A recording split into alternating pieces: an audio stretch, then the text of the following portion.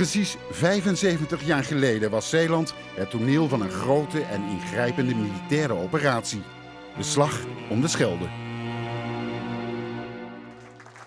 Vandaag de Slag om de Sloedam en de overgave in Middelburg.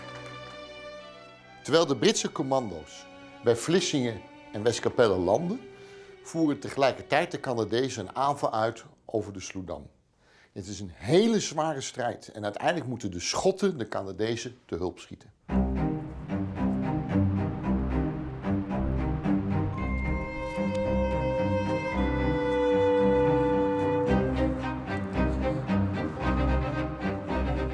We staan nu hier aan het begin van de Sloedam, aan de Zuid-Bevelandse zijde. Dit is eigenlijk een plekje waar niet veel mensen komen, want hier ligt de A50. En daar komen vaak mensen, maar hier heb je de spoorlijn. En dit is eigenlijk de achterkant van de Sloedam, want wat er nu hier land is, dat was in de oorlog was het water. Hierachter ligt het Veerse Meer. Maar hier heb je nog een heel goed zicht hoe het was. Want kijk, je ziet daar die oude zeedijk liggen aan de kant van Walcheren. En dat is eigenlijk die kilometer Sloedam die hier ligt. En je kunt wel snappen, als je hier over moest, dat was gewoon prijsschieten voor de Duitsers. Alles vaagden ze weg. Maar ja, toch hebben de Canadezen een poging gedaan. De eerste poging vindt plaats op 31 oktober. Een dag voor de landingen op Vlissingen en Westkapelle. Nou, de eerste dag deden de Canadezen een poging, maar kwamen niet verder dan halverwege.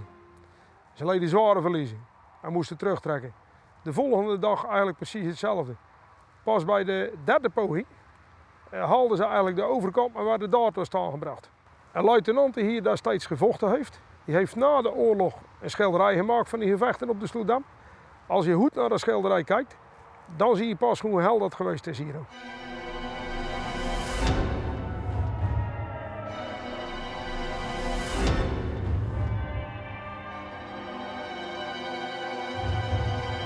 Nou, we komen aan op de Walchelse zijde van de Sloedam.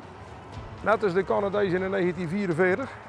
En na die derde poging, als ze hier dus op dit punt zijn, ja, bieden de Duitsers enorme tegenstand. Want ze worden zelf in vlammenwerpers aangevallen met geweergranaten van alles. Ze hadden op dat moment geen luchtsteun, want het was heel slecht weer. Anders had het misschien nog wel gelukt, maar uiteindelijk zijn ze weer teruggeslagen op dit punt. De Canadezen zijn volkomen uitgeput. Een Schotse eenheid moet ze vervangen. Maar hun commandant weigert de Sloedam in deze situatie over te steken. En voert die nacht, 2 kilometer zuidelijker, een verrassingsaanval uit. Hier steken de Schotten het slik van de Sloe over.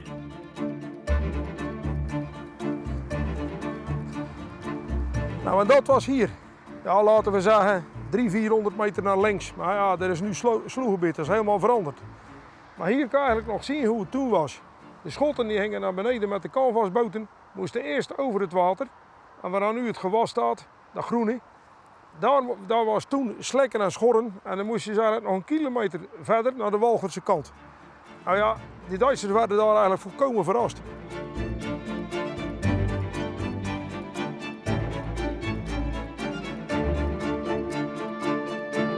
Zo'n 100 meter van de originele Sloedam staat langs de A58 en het spoor een groots monument. Hier wordt de bittere strijd ieder jaar herdacht.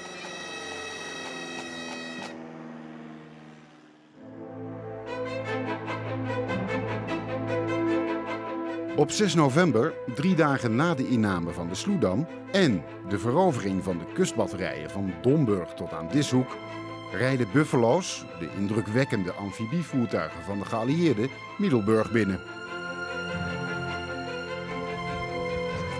Hier kwamen ze aan het eind van de middag vandaan. Vanuit de Lange File kwamen de buffalo's die Middelburg zouden bevrijden.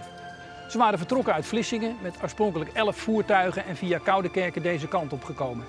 Ze reden hier de markt op en de Middelburgers begonnen zich spontaan en applaudisserend en juichend rond de voertuigen te verzamelen. Maar de Duitsers deden dat natuurlijk helemaal niet. Die waren oorlogsmoe, gaven zich over, staken de handen in de lucht en gooiden de wapens weg. Ze wisten natuurlijk niet dat er maar 140 geallieerden waren tegen 2000 Duitsers.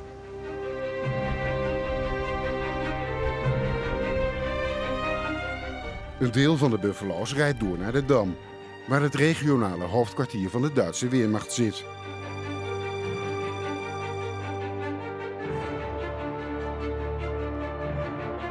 Een paar buffalo's werden hier voor de deur van het Duitse hoofdkwartier, Dam 6, Dam 8, geparkeerd.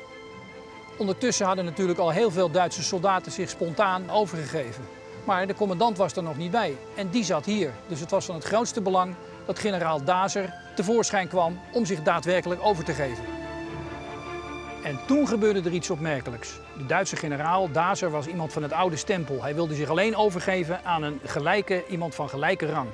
Ja, die was er niet, want de Noorse tolk die hier naar binnen ging samen met een Engelse kapitein, die waren respectievelijk luitenant en kapitein. En dat was natuurlijk veel te laag. Wat nu?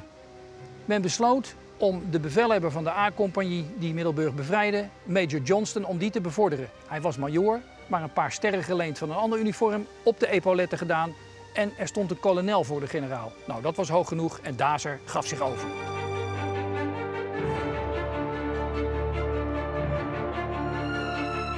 Twee dagen later, op 8 november, geven de laatste Duitse soldaten zich op het eiland over, in Vrouwenpolder. Daarmee is heel Walcheren bevrijd. En de slag om de Schelde ten einde, omdat de vaarroute naar Antwerpen niet langer door de Duitsers onder vuur kan worden genomen.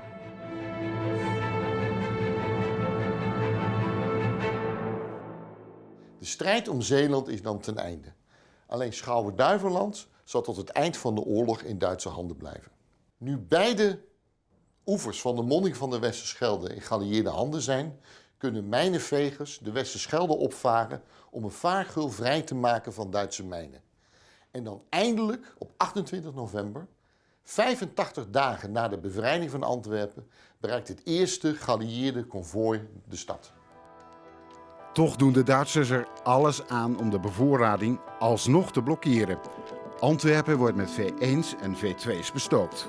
Maar er verschijnen ook Bibers, dwergonderzeeboten, voor de Scheldemonding.